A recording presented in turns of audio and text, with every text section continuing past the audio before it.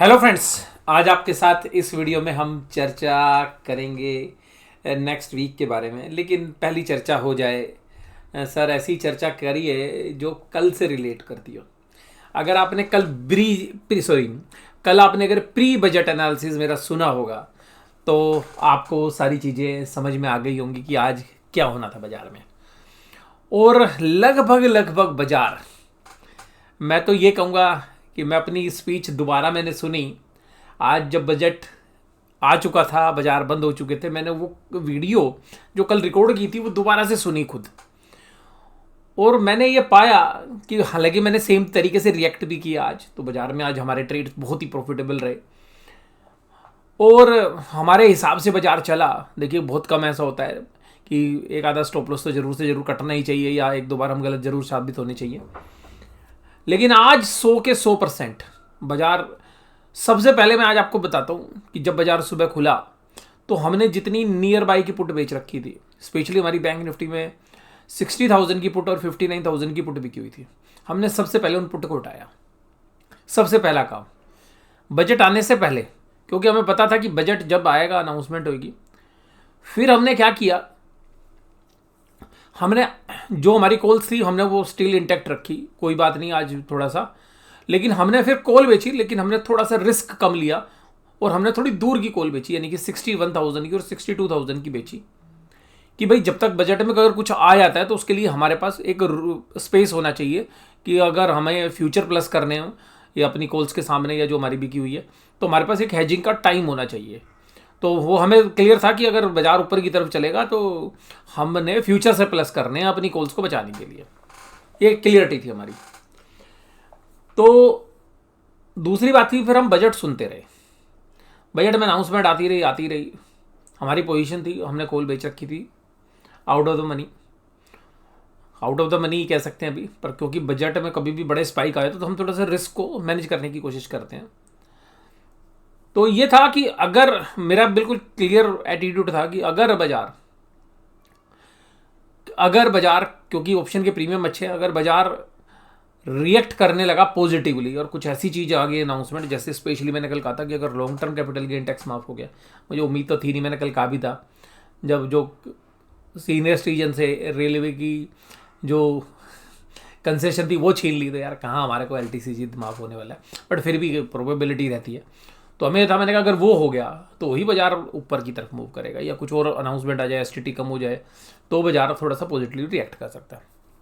वैसा हुआ नहीं। अब जब वैसा हुआ नहीं तो हमने पहले तो सारी अनाउंसमेंट सुनी, फिर फाइनेंस बिल की बारी जब आई, फिर कस्टम के ऊपर और GST के ऊपर जब बात होने लगी तो हमने पूरा फाइनेंस बिल सुना, और जैसे STT वगैरह हमारे समझ में आई और हमें पता चल गया कि अब कमोडिटी में देखेंगे जो होगा, गोल्ड सिल्वर में क्योंकि उम्मीद थी कि कुछ चेंज हो जाएगा, लेकिन हमें सडन रिएक्शन आया। हमने अपनी out of the money call हटाई, प्रॉफिट बुक किया और हमने इन द मनी 55,000, 56,000, 57,000 और इन कॉल्स को बेचना शुरू कर दिया। और बाजार स्पीच खत्म होने से पहले ही हमारे को बहुत अच्छे प्रॉफिट दे दिए थे, हमने प्रॉफिट काटे। उसके बाद बाजार दोबारा ऊपर आया, हमने दोबारा से कॉल्स बेची और कुल मिला के शाम को हमने आधी पोजीशंस कवर कर ली और आधी पोजीशंस अभी भी हम कैरी करके चल रहे हैं। और अभी हमारे जो पुट बेच रखी है उनको हमने शिफ्ट कर दिया 57,000 पे, वो भी only for the time value of money. लेकिन हमने 55,000 तक की कॉल बेच रखी है, तो उसमें हमें कोई रिस्क है नहीं। और अभी हमें लगता है कि हो सकता है कि 57,000 के आसपास जाए तो हम हो सकता है कि फ्यूचर का भी सहारा लें।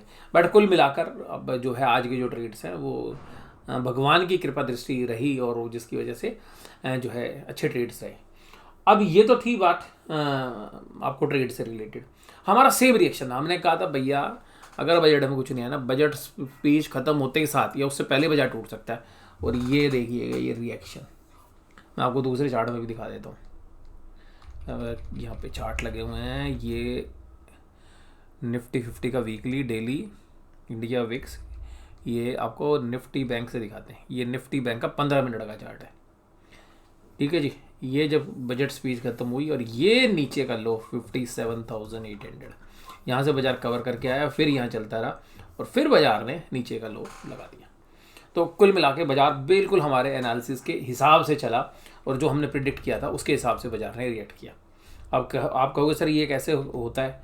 देखिएगा, होता कुछ नहीं है, एक्सपीरियंस के हिसाब से हमने बात की थी।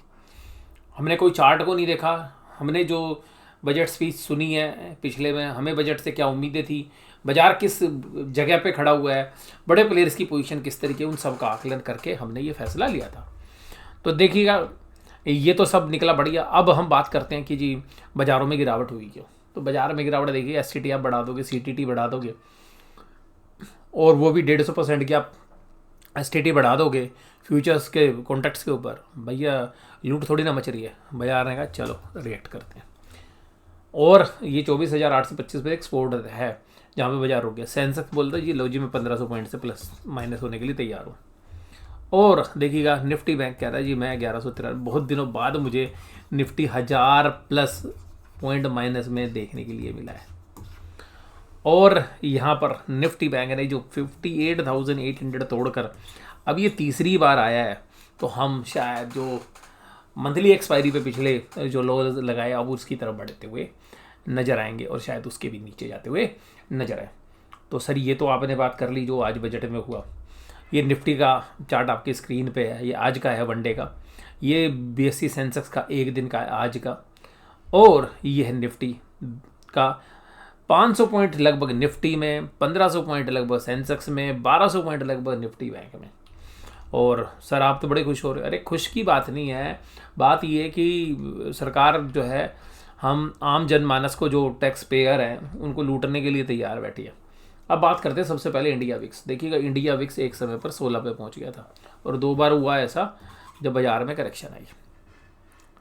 अब ये जो पीछे भी जब मंथली एक्सपायरी थी तब हुआ, और आज फिर हुआ।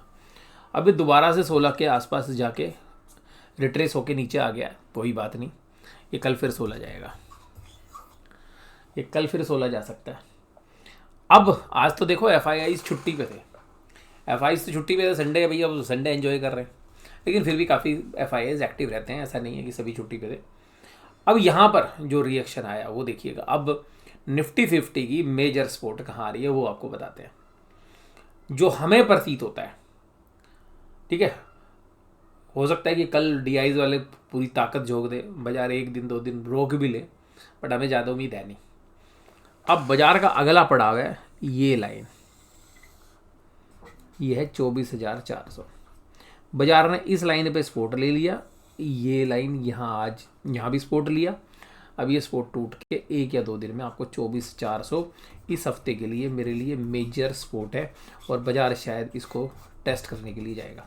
और अगर 24,400 टूट जाए, बाजार जबरदस्त बियर मार्केट फेज में चला जाएगा, और फिर बाजार का उठना बहुत ही मुश्किल हो जाएगा। लास्ट सपोर्ट है बाजार की मेरे लिए अभी हाल फिलहाल में, शॉर्ट टर्म के लिए बोल रहा हूँ, 24,400। उसके बाद अगर बाजार टूटता है तो नए रास्ते खुल जाएंगे, और नए रास्ते का जब आगाज़ होगा तो वो ऐसा ख़राब है कि मैं उन लेवल्स की डिस्कशन आज आपके साथ नहीं करना चाहूँगा। बट 24,400 के बाद तेज़ी वाली जो पोजीशंस हैं, जो एल्गोरिथम्स बेस्ड ट्रेडिंग करते हैं, एल्गो ट्रेड्स हैं, जो एल्गोरिथम बेस्ड इन्वेस्टमेंट्स हैं, वो सब लिक्विडेट होती हुई नजर आएंगी। और जिस तरीके का आपने फ्री फॉल गोल्ड और सिल्वर में देखा, उस तरीके का फ्री फॉल अगर 24,400 टूटता है तो आपको निफ्टी 50 में भी देखने के लिए मिल सकता है। हालांकि निफ्टी 50 के एक स्टॉक पे मैं बुलिश हूँ, वो बाद में बात करेंगे। अब यहाँ पर निफ्टी 50 का जो कैंडल्स है, वीकली कैंडल भी कह रहा है भैया मैं 24,400 पे ही सपोर्ट लूँगा। ये भी क्या कह रहा है 24,400 पे, बट हमें लग रहा है यार अभी यार ये 24,400 नहीं बचेगा। एक बार बचा ले, हफ्ते इस हफ्ते बचा लोगे, और हो सकता ना भी बचे, और 24,400 नहीं बचा तो अगला पड़ाव आपकी स्क्रीन पर ये नज़र आ रहा है। आप खुद देख लीजिए कितना, मैं नहीं देखना चाह रहा। वो लेवल से डरावने हैं बहुत ज़्यादा, मेरे को भी डर लगता है उन लेवल्स को देख के, क्योंकि अगर वो लेवल्स आएंगे तो ना आप लोगों के पोर्टफोलियो बहुत ज़्यादा ख़राब हो जाएंगे। तो मैं उन लेवल्स को देखना नहीं चाहता। एज ए ट्रेडर मैं उसको ज़रूर आपके साथ डिस्कस कर रहा हूँ, बट मुझे अच्छा नहीं लगेगा कि यार वो 22,000 के लेवल्स आए। तो ये जो 24,400 है ये लास्ट सपोर्ट है। अगर 24,400 टूट गया ना, तो जो आपका पोर्टफोलियो है, स्मॉल कैप मिड कैप का जो पोर्टफोलियो है, उसमें मार काट मची जाएगी। सर उसमें पहले ही मची पड़ी है, वो मची पड़ी ना, उसमें और लग जाएगी। तो यहाँ पर मेरे लिए 24,400 अहम सपोर्ट है। ट्रेडिंग एंगल से बात करें तो एक बार सपोर्ट लेके ऊपर जाना चाहिए, एक बार 2 बार अटेम्प्ट करें, लेकिन संभावना थोड़ी सी, अब जिस तरीके से मूड माहौल हुआ है और ट्रांजैक्शन कॉस्ट एफआईआईज की बढ़ गई, म्यूचुअल फंड्स को भी तो हेज करना है अपना, उसको भी, और जो आर्बिट्राज फंड्स हैं म्यूचुअल फंड्स में, यार उनकी तो कॉस्ट जबरदस्त बढ़ गई। वो तो करते ही यही काम है भैया, स्टॉक प्लस करके फ्यूचर बेच के रखते हैं, तो फ्यूचर की कॉस्ट आपकी बढ़ जाएगी ना। अब तो फ्यूचर की ब्रोकरेज एसटीटी में जो बढ़ोतरी हुई है ना, वो मतलब आर्बिट्राज फंड्स में के अंदर अगर आपकी इन्वेस्टमेंट है तो मैं तो ये कहूँगा अपना फाइनेंशियल एडवाइस सलाह लीजिए और बात करिए भैया, बेच के निकल जाइए। और मेरा भी जो आउटलुक है वो इक्विटी से ज़्यादा कमोडिटी पे बुलिश है। मैं कोई पर्टिकुलर कमोडिटी की बात नहीं कर रहा, वो अपने फाइनेंशियल एडवाइस से बात करिए आप। निफ्टी बैंक, अब निफ्टी बैंक की जो कैंडल है आज, ये इतनी बड़ी कैंडल आपको दिख रही है कहीं? पूरी स्क्रीन पे देखिए, नज़र मार के, कहीं दिख रही है इतनी बड़ी रेड कैंडल? ये पिछले मार्च से और फरवरी तक आ गए हम, इतनी बड़ी कहीं कैंडल दिख रही है? एक सिंगल कैंडल सर नहीं दिख रही। इसका फॉलोअप आएगा, 58,417 पे बाजार है, कल 57,000 की लाइन में आ जाएगा बाजार, और जो सपोर्ट मिलेगी वो 57,400 से 57,500 पे मिलेगी।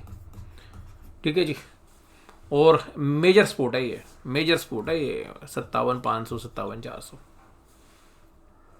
अगर ये टूट गई तो फिर जो हमने आपको बोल रखा है उन लेवल्स के आसपास बाजार फिर आएंगे, वो हैं 56,000 के आसपास के लेवल, 56,200 56,300, और मेजरली जो मेजर सपोर्ट है फिर वो 55,000 के आसपास है। ये जो एरियाज है तो इनके आसपास जो है सपोर्ट आ रही है अभी। पर चलो, अभी इतनी दूर की बात क्या करनी।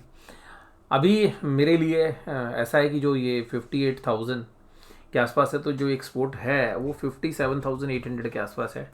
वो हो सकता है कि कल या परसों में 2-4 दिन में ब्रीच हो जाए, फिर 57,500। और इन सब के स्टॉप लॉस क्या लगेंगे भैया? स्टॉप लॉस जो भी मंदी करने वाले भैया अपने फाइनेंशियल एडवाइजर ले, लेकिन मेरे लिए 58,800 क्लोजिंग बेसिस पे है।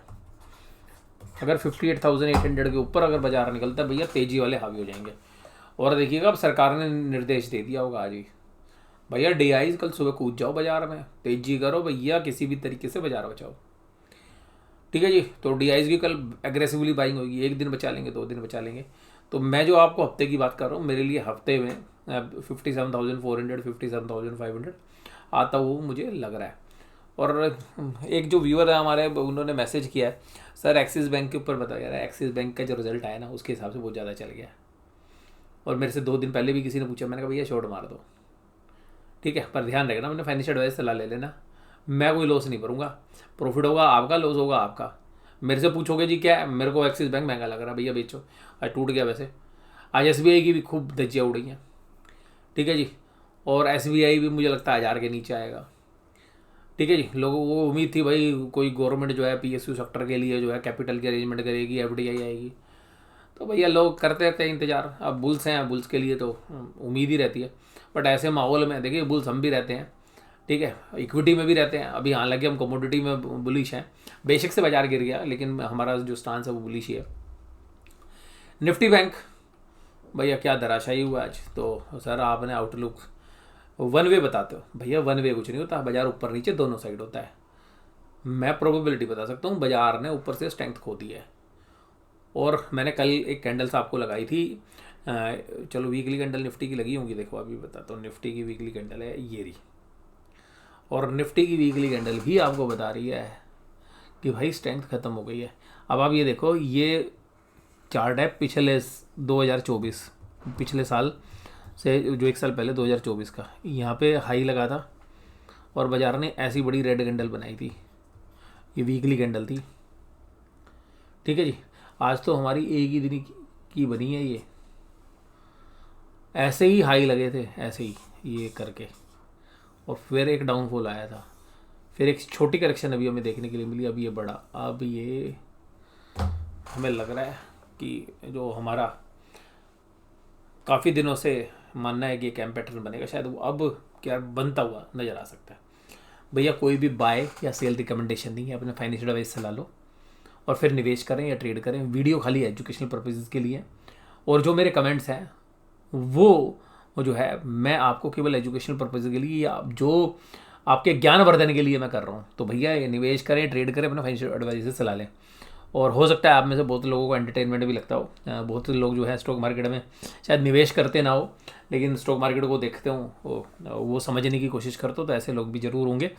अब यहाँ पे देखिएगा निफ्टी बैंक की पुट कॉल रेशो, भाई निफ्टी बैंक की पुट कॉल रेशो 0.85 हुई है। अभी तो गुंजाइश है इसमें कहाँ तक जाने की, 0.55 तक। इसका मतलब है मैं अब ज़्यादा बेरिश हूँ निफ्टी बैंक में। जो निफ्टी बैंक अब तक बाजार को संभाल रहा था ना, अब निफ्टी बैंक ही सत्यानाश करेगा बाजार का। ऐसा मेरा आउटलुक है अगले हफ्ते के लिए। ज़रूरी नहीं हो ना हो, निफ्टी थोड़ा सा आप समझिएगा ओवरसोल्ड हो गया है। यहाँ पे थोड़ा सा केयरफुली देखना है। निफ्टी के कुछ स्टॉक्स में बड़ी ज़बरदस्त नीचे से बाइंग आने की संभावना, जैसा आरटीसीएस के अंदर देखने के लिए मिली, लेकिन वहीं रिलायंस में एक अच्छी खासी सेलिंग थी। ऑप्शन चेन के ट्रेडर्स भी अगर हम देखें तो ऑप्शंस के अंदर 24,800 एक अहम सपोर्ट भी थी। वहाँ पे हल्की फुल्की पुट राइटिंग है। जो पुट राइटर आए हैं वो 24,700 पे, यानी कि जो सपोर्ट आ रही है निफ्टी की वो 24,700 के इर्द गिर्द आ रही है। और अगर हम निफ्टी बैंक निफ्टी के अंदर देखें, और निफ्टी में जो कॉल राइटर एग्रेसिवली आपको 25,000 के ऊपर स्ट्राइक पे खड़े हो गए, 24,900 पे भी 40,000 कॉन्ट्रैक्ट खड़े हुए हैं। तो ये 24,700 से ज़्यादा है। ओपन इंटरेस्ट टोटल 59,569 कॉन्ट्रैक्ट्स का है। वहीं पर यहाँ पर अभी खाली 42 का, लेकिन आज ही एडिशन हुआ है। तो हमें लगता है कि कल 24,700 तो बाजार सुबह खुलते के साथ ही दिखा दे। ठीक है जी। और 24,700 का होने के बाद फिर क्या है, डीआईज पूरी जान लगाएंगे। कल डीआईज का दिन है, वो लगाएंगे पूरी जान, बाजार को ऊपर खींचने की पूरी चेष्टा करेंगे। एक दिन 2 दिन घूम फिर के 2-3 दिन बाद आ जाए बाजार नीचे, हो सकता है कल ही आ जाए, बट ये जो बजट है उस पर रिएक्शन होगा। जहाँ तक सिल्वर की बात है, देखिएगा सिल्वर 20 जो है 252.5 पे है। देखिएगा मैं अब आपको थोड़ी सी सिल्वर की बात बता देता हूँ। देखिएगा सिल्वर में ना जितनी इंटरनेशनल मार्केट में गिरावट हुई है, सरकार, एक्सचेंज, म्यूचुअल फंड्स वाले सब ये चाह रहे हैं यार ये बचे जाए। आज इसका अगर ये सर्किट नहीं लगा होता, सर्किट खोल देते, मतलब एक्सचेंज ने खोला नहीं वो अलग बात है, आज इसका भाव 230 रुपये होता। 230 रुपये। अभी जो कल दो, अब सरकार को भी, एक्सचेंज को भी, म्यूचुअल फंड्स को भी क्या है कि भाई कल यूरोप के बाजार यूएस में जो कोमेक्स खुलेगा, तो कोमेक्स में अगर थोड़ा सा ऊपर आ गया ना सिल्वर, तो भाई थोड़ा सा रिलीफ आ जाएगा। अभी पोस्टपोन कर रहे हैं पूरे डाउनफॉल को। और सिमिलरली जो सिल्वर मिनी का कॉन्ट्रैक्ट है एमसीएक्स पे, उन्होंने आज सर्किट खोला ही नहीं। सुबह 6% का सर्किट लगाया, फिर 3% का, जबकि सिल्वर एम का जो भाव है वो 2,84,000 के आसपास है, जबकि उसका जो सिल्वर बड़े वाला है उसका जो भाव है वो 2,62,000 के आसपास है। तो 20,000 का डिफरेंस सिल्वर के कॉन्ट्रैक्ट के अंदर क्यों हो सकता है? वो इसीलिए हो रखा है क्योंकि वो अभी एमसीएक्स भी जो है डाउनफॉल नहीं लगा रहा, क्योंकि एमसीएक्स को पता कि अगर एकदम घटाना भैया सौदे कट जाएंगे जो तेजी वाले हैं। तो वो कोशिश ये कर रहा है कि वो सौदे कट गए तो हो सकता है रिकवरी ही ना हो क्लाइंट से, तो इस वजह से वो धीरे धीरे धीरे सर्किट लगा रहे हैं। तो अगर कल सिल्वर चल गया, क्योंकि वो सुबह 4:30 बजे खुलेगा, कॉमेक्स जो है कल सुबह 4:30 बजे खुलेगा, तो तब तक अगर वो संभल गया तो इनको रिलीफ आ जाएगा सबको। ठीक है जी, मुझे भी आ जाएगा, मेरी भी तेजी की पोजीशन है सिल्वर में, तो मुझे भी रिलीफ आ जाएगा अगर थोड़ा सा नहीं टूटा था। लेकिन अभी हमारे को दिक्कत क्या थी कि जो हमने सिल्वर मिनी शॉर्ट मार रखा है जो फ्यूचर्स हैं, और लॉन्ग हमने पुट बेच के कर रखी है, तो ये जो पोजीशंस हैं, तो हमारी जो पुट के रिलेशन में अगर हम अंडरलाइंग एसेट्स को देखें तो पुट तो फेयर वैल्यू पे ट्रेड कर रही है, लेकिन सिल्वर जो है और मंदा होना चाहिए था, यानी कि जो हमने बेच रखा है वो हमें और ज़्यादा प्रॉफिट होना चाहिए था, लेकिन एमसीएक्स ने एडजस्ट नहीं किया। वही निपो ये सिल्वर ईटीएफ के अंदर इन्होंने 11.86% पे सर्किट लगा दिया, सुबह सुबह तो ऊपर ही खोल दिया था।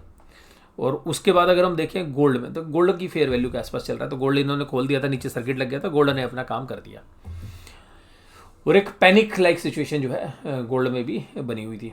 अब अगर हम यहाँ पे बात करें कि कुल मिलाकर बाज़ार में आपके साथ मोस्टली जो है चार्ट्स के ऊपर चर्चा हो गई, तो हमारा आउटलुक ये है कि देखिएगा बाज़ार ने अपनी ऊपर की स्ट्रेंथ खो दी है। बाज़ारों के अंदर डीआईज थोड़ी कोशिश करेंगे बाज़ार को रोकने की।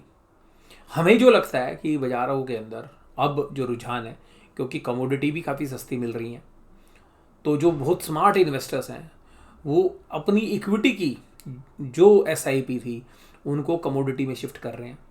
बहुत सारी कमोडिटी में लमसम इन्वेस्टमेंट भी आएगी, क्योंकि कमोडिटी के फंडामेंटल्स वीक नहीं हुए हैं। ये जो डाउनफॉल आया है, ऐसा माना जा रहा है कि ये जो है एक ट्रेडिंग फॉल है, और 2-3 महीने हो सकता है कि कमोडिटी कंसोलिडेट करे, स्पेशली गोल्ड और सिल्वर की बात कर रहा हूँ। वहाँ पे कंसोलिडेशन करने के बाद दोबारा से एक बुल फेज़ के अंदर आपको गोल्ड या सिल्वर जाते हुए नजर आए। मैं 3 महीने भी बोल रहा हूँ, मुझे लगता है शायद उससे भी जल्दी वो एक रिएक्ट करते हुए नजर आए। मैं गोल्ड और सिल्वर पे मेरा वेस्टेड इंटरेस्ट है, मेरी पॉजिटिव पोजीशंस हैं, यानी कि हमारी बाइंग पोजीशंस है गोल्ड में भी और सिल्वर में भी। और गोल्ड में हमारी जो पोजीशंस हैं वो जनरली हमारी जो है डेरिवेटिव मार्केट्स में नहीं है, कैश मार्केट के अंदर है, और स्पेशली हमारी एसजीपी में है। और जो हमारी सिल्वर के अंदर जो इन्वेस्टमेंट्स हैं वो हमारी अभी जो है म्यूचुअल फंड डेरिवेटिव कॉन्ट्रैक्ट्स के माध्यम से है। तो सर आपको तो इसलिए वो सीटीटी पे भी बुरा लग रहा होगा। देखो, बुरा लगना अच्छा लगना तो अलग की बात है, अभी हम पोजीशन की बात करते हैं। बट गवर्नमेंट के जो चीज़ें हैं, गवर्नमेंट को शेयर बाज़ार से प्यार नहीं है। प्यार नहीं हो कोई बात नहीं, शेयर बाज़ार की जो भी इनकम आप कमाते हो, शेयर बाज़ार के जो भी निवेशक हैं, जो भी ट्रेडर हैं, जो भी इन्वेस्टर्स हैं, उन सब पे सरकार को लगता है यार ये तो नहीं फ्री में बैठ के कमाते हैं, इनसे तो पैसा ज़्यादा वसूल करना चाहिए। इसलिए आपने देखा 0% का LTCG 12.5% हो चुका है। STCG जो 10% होता था वो 20% कर दिया है। डिविडेंड पे हम टैक्स देते नहीं थे, वो डिविडेंड का टैक्स हमसे लिया जाता है। जो कंपनियां हैं, जो प्रमोटर्स हैं, बड़े रिच लोग हैं, वो कंपनियों के माध्यम से अपने बिजनेस चलाते हैं, उनसे 25% टैक्स लिया जाता है। कंपनियों से, इंडिविजुअल से देखिएगा 30 से लेकर 37% तक जो सरचार्ज मिला के टैक्स बढ़ जाता है। तो कुल मिला के इक्विटी इन्वेस्टर्स के लिए ये सरकार बेकार है, इक्विटी ट्रेडर्स के लिए, कमोडिटी ट्रेडर्स के लिए इस सरकार ने हमेशा नेगेटिव डिसीजंस लिए हैं। और ये एक रीज़न है कि FIIs इस बाज़ार को पसंद नहीं कर रहे हैं, और FIIs इस STT बढ़ने के बाद और नेगेटिवली रिएक्ट करते हुए नजर आएंगे। अभी भी वो 12 से 13% पोर्टफोलियो रखते हैं, और वो जो अपना पोर्टफोलियो पूरी हमारी जो इक्विटी मार्केट है, अगर उसका 3 या 4% भी अगर आने वाले समय में ग्रेजुअली रिड्यूस होता है, और रिड्यूस भी नहीं होता और नई फर्दर इक्विटी नहीं आती है, फर्दर इन्वेस्टमेंट आती है, तो आप देखेंगे कि हमारे बाज़ारों का ऊपर जाना मुश्किल है। और हमारे बाज़ार अभी भी कोई सस्ती वैल्यूशंस पर नहीं मिल रहे हैं, और कुछ शेयर्स हालांकि हमें अट्रैक्टिव लगते हैं, लेकिन उनमें शॉर्ट टर्म्स में पैसा नहीं बनाया जा सकता। वो जो भी निवेश करेंगे वो लंबे समय में ही आपको रिटर्न्स दे सकते हैं, और शॉर्ट टर्म समय अभी भी हमें ऐसा लगता है कि महीने, 2 महीने, 3 महीने में गोल्ड और सिल्वर जो है कंसोलिडेट कर लेंगे, और यहाँ पर हमें अभी भी एक अच्छी अपॉर्चुनिटीज़ लग रही हैं। बट देखिएगा, मिस इन्फॉर्मेशन सिल्वर के बारे में काफ़ी ज़्यादा थी, जिसकी वजह से आपने फॉल देखा। और सिल्वर में हम प्रॉफिट बुक कर चुके थे, हमारे पास सिल्वर 20 थे जो हम अपने अल्फा मेंबर्स के साथ लगातार डिस्कस भी करते रहे थे। और कम से कम मैंने अल्फा मेंबर्स के साथ पिछले 2 साल के अंदर हमने कम से कम 30 से 35 वीडियो हमने अपडेट की गोल्ड और सिल्वर पे ही चर्चा की है, और वहाँ पे हमारा जो व्यू रहा है वो हमेशा हम अपडेट करते रहे जिस तरीके का न्यूज़फुल हो रहा। तो यहाँ पर अपना मानना ये है कि अभी हम हार्ड एसेट्स की तरफ मूव कर रहे हैं। अभी हमें इक्विटी उतनी पसंद नहीं आ रही है, इक्विटी में भी चैलेंजिंग टाइम है, और जब गवर्नमेंट ही प्रमोट नहीं कर रही, गवर्नमेंट ही उसके एंटी हो रखी है इक्विटी मार्केट के, तो देखिएगा ये तो मैं तो ये कहूँगा कि एंटी हो रखी है। क्योंकि अगर आपने डेरिवेटिव्स इंस्ट्रूमेंट जो है वो एक हेजिंग टूल्स की तरह यूज़ होते हैं, आर्बिट्राइज टूल्स की तरह यूज़ होते हैं। हेजिंग ट्रेडर्स यूज़ करते हैं प्रॉफिट के लिए, स्पेकुलेशन के लिए यूज़ करते हैं, तो सारे पर्पसेस होते हैं। अगर आप केवल ये कहेंगे कि खाली जो डेरिवेटिव्स हैं वो खाली स्पेकुलेशन के लिए यूज़ होते हैं और हम आपसे भारी भरकम टैक्स लेंगे, तो वो कहीं पर भी मुझे नहीं लगता कि FIIs को पसंद आएगा। तो आपकी राय क्या है वो जरूर से जरूर कमेंट बॉक्स में बताइए। मैं खुल के अपनी बात रख रहा हूँ आपके सामने। बहुत लोगों को लगेगा कि भाई सर ये ऐसा क्यों बोल रहे हैं। देखिएगा, इंडिया है, इंडिया में ना टैक्स का बर्डन बहुत ज़्यादा है, और आपने देखा होगा कि पिछले 2-3 सालों से आप देख रहे होगे कि जो सुपर रिच लोग हैं वो भी इंडिया छोड़ के बहुत तेज़ी से जो है यहाँ दूसरे कंट्रीज की जाके सिटीजनशिप ले रहे हैं।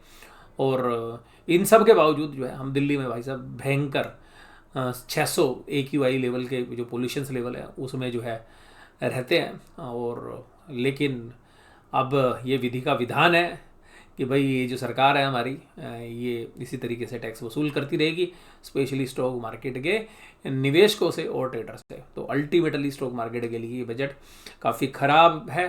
DIIs देखिएगा सरकार के दिशा निर्देशों के हिसाब से काम करते हैं, वो जरूर एग्रेसिवली बाइंग करते हुए कल नजर आएंगे, लेकिन हमें लगता है कि FIIs का जो रिएक्शंस होगा वो काफ़ी नेगेटिव होगा। बहुत स्टीफ तरीके के फॉल्स भी आपको आने वाले समय में देखने के लिए मिल सकते हैं। मैं कोई भी सेलिंग या बाय रिकमेंडेशन नहीं कर रहा हूँ, कोई भी ट्रेड लें, कोई भी इन्वेस्टमेंट करें, कोई भी तरीके का फैसला लें, अपने फाइनेंशियल एडवाइजर से सलाह लें, अपने पेरेंट्स से पूछें, अपने जो रिलेटिव्स हैं उनसे बात करिए, जो आपके वेल विशर्स हैं उनसे बात करिए, अपने विवेक का यूज़ करिए। फिर देखिएगा, ना तो मैं आपके प्रॉफिट में आपसे कोई हिस्सा मांग रहा हूँ, ना मैं कोई आपसे फीस या कोई कमीशन चार्ज कर रहा हूँ, और ना ही मैं आपसे जो है किसी तरीके की जो है बाय या सेल रिकमेंडेशन कर रहा हूँ। मेरा काम है सिखाना, और अल्फा मेंबरशिप पे भी हम बाय या सेल रिकमेंडेशन नहीं देते हैं। हम चीज़ें अपडेट करते हैं, हम बताते हैं कि भाई हमें ये फंडामेंटल ठीक लग रहे हैं, आपने फाइनेंशियल एडवाइस सलाह लेने के बाद देख सकते हैं ये चीज़ हमें ख़राब लग रही है, हमें लगता है कि इसमें डाउनफॉल हो सकता है। तो ऐसा नहीं है कि हम हमेशा 100% सही होते हैं, बट हम ये कोशिश करते हैं कि जो चीज़ें मैं अपने निवेश के लिए या अपने पोर्टफोलियो के लिए अपने अनुभव के आधार पर जो करता हूँ अपने लिए, वही सब आपके साथ डिस्कस करूँ, और उन्हीं लाइंस के साथ जो है मैं आपके साथ चर्चा करता हूँ। आज की इस वीडियो में बस केवल इतना ही। वीडियो में जुड़े रहने के लिए आपका बहुत बहुत धन्यवाद, और जिस तरीके का प्यार आप मुझे दे रहे हैं और जिस तरीके के कमेंट्स मैं पढ़ रहा हूँ, मुझे बहुत अच्छा लग रहा है कि आप चीज़ें समझ रहे हैं, और जो भी मुझे अनुभव है मैं दिल से, खुले दिल से आपके साथ जो है डिस्कस करता हूँ, और आगे भी करता रहूँगा, इसी कामना के साथ कि आपका जो साल है अभी, क्योंकि हम जनवरी में, फरवरी में भी जो से अब आज से 11 महीने बचे हुए हैं, ये बाकी जो साल है ये आपके निवेश के लिए, निवेश की जो जर्नी है उसके लिए, निवेश यात्रा के लिए, आप जो ट्रेड्स करते हैं उनके लिए, आपके परिवार में सुख शांति बनी रहे, इन सब के लिए जो है सुखद अनुभव जो है आपको प्रदान हो।